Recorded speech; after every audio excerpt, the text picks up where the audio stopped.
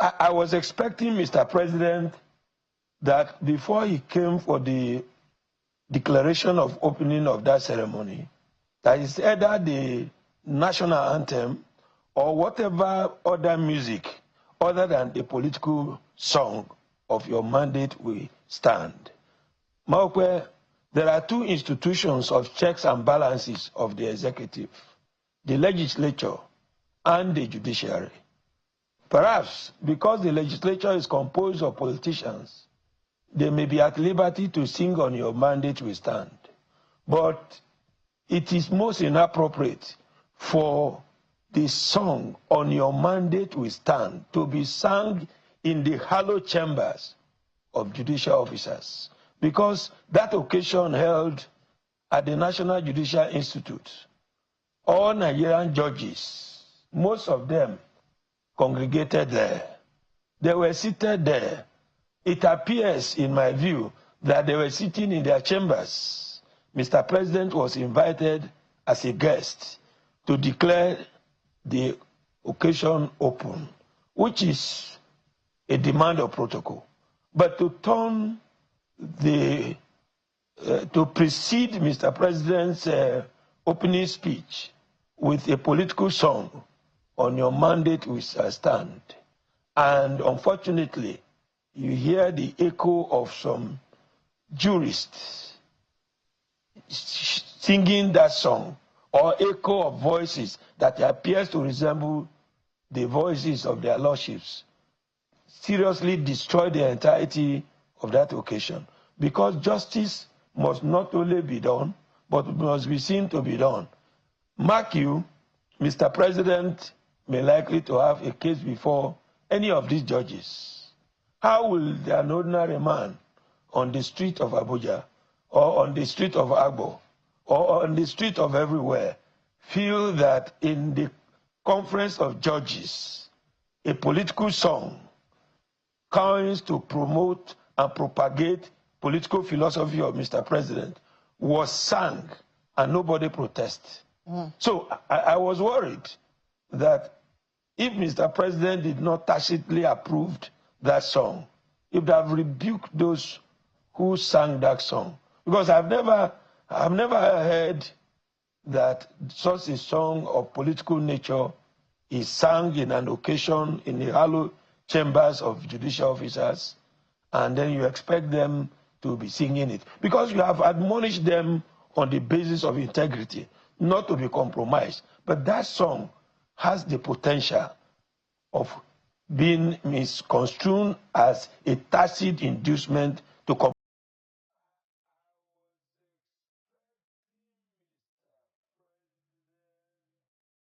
What happened recently has sparked serious conversation across Nigeria's legal and political circles, because a senior advocate of Nigeria has come out boldly to call out President Bola Ahmed Tinubu's government for something he believes should never happen in a country that claims to respect the rule of law.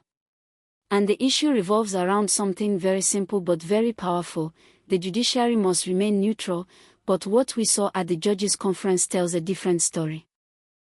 So let's break everything down small. During the annual Judges' Conference, a highly respected gathering where justice, neutrality, and professionalism are supposed to be the main focus, something unexpected happened. As top judges, legal minds, and government officials gathered, a political song suddenly took over the entire atmosphere. On your mandate, we shall stand. Yes, that song. A song that is heavily associated with Tinubu's 2023 political campaign. A song that clearly expresses loyalty and political alignment. Now imagine this: you walk into a room full of the nation's most powerful judges, the people who determine the fate of politicians, the ones meant to stand above politics, and suddenly, a political chant breaks out. What message does that send? Who does it favor? And most importantly, what does it do to public perception of Nigeria's justice system? That is where the drama started.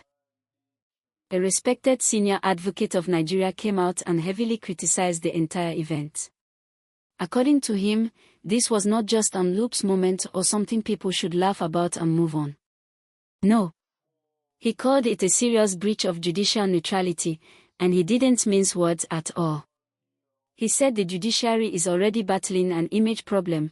People already accuse the courts of being biased, politicized, and easily influenced by those in power. So, allowing a song that openly praises the president, especially at an event meant to celebrate judicial independence, is simply unacceptable. He went further to say that such actions weaken public trust. And honestly, if we are being real, he is not lying. Nigeria's judiciary has been under microscope for years. Every time a major political judgment comes out, people argue endlessly, was it fair? Was it influenced? Was it bought?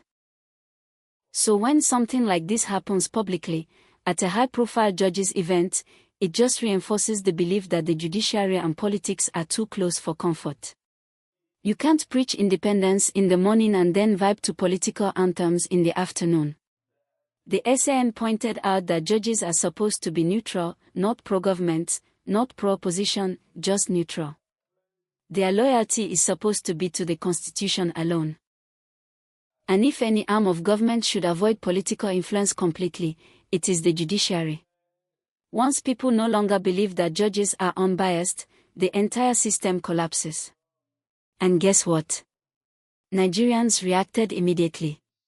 Social media went wild. Some people said the SAN is right, the judiciary needs to set boundaries. They said even if the president attends a judicial event, political chants must be off limits.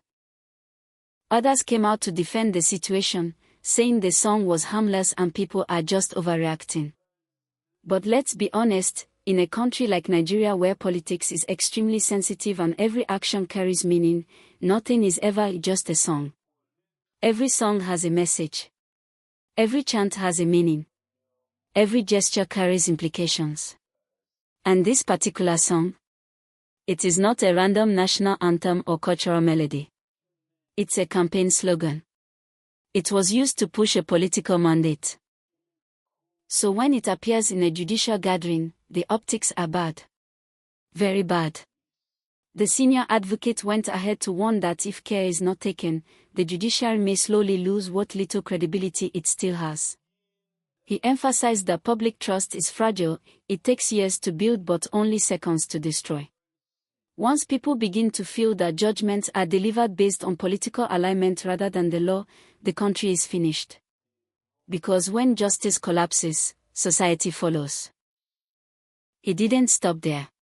He also advised the organizers of the judges' conference to address the incident quickly, to reassure Nigerians that the judiciary is not leaning toward any politician or political party. He insisted that the judiciary cannot afford to appear compromised, especially at a time when major cases involving elections, corruption, and national security are still ongoing. Now let's be honest with ourselves. Even though the SAN's comments sound harsh, they raise a very important question: where exactly is the boundary between the judiciary and political power in Nigeria? Because sometimes, the line looks blurred. Too blurred. We all know that Nigeria is a place where symbolism matters. The smallest gesture can send a message. And whether intentionally or not, singing that kind of political anthem in front of judges sends a message that the judiciary is comfortable with partisan alignment.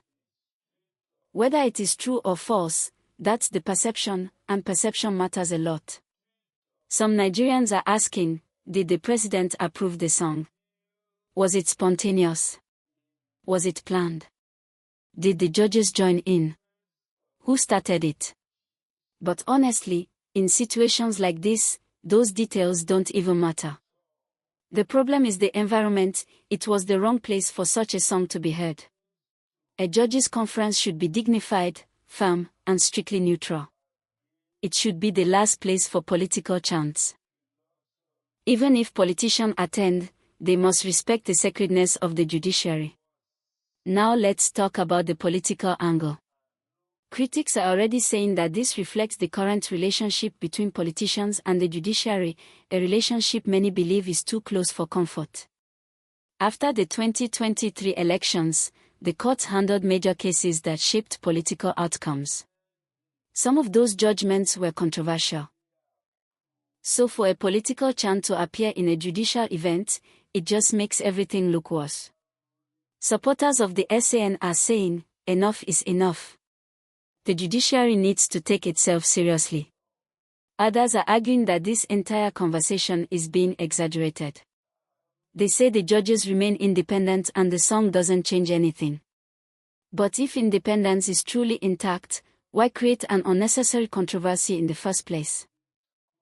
Even retired judges have previously warned about political interference. Some have openly talked about pressure, influence, and attempts to manipulate judicial decisions. So when something like this happens publicly, it becomes fuel for those who already believe the judiciary is compromised. At the end of the day, this incident has opened a new national conversation: should judicial events avoid all political participation? Should politicians even be invited? Should there be stricter rules for conduct at such gatherings? Because one thing is clear, Nigeria's democracy cannot function without a strong, independent judiciary. Once the courts look compromised, everything falls apart, elections become meaningless, justice becomes selective, and citizens begin to lose hope in the system. So the SAN's message was very simple: the judiciary must not only be neutral, it must also appear neutral. Anything that takes that away is dangerous.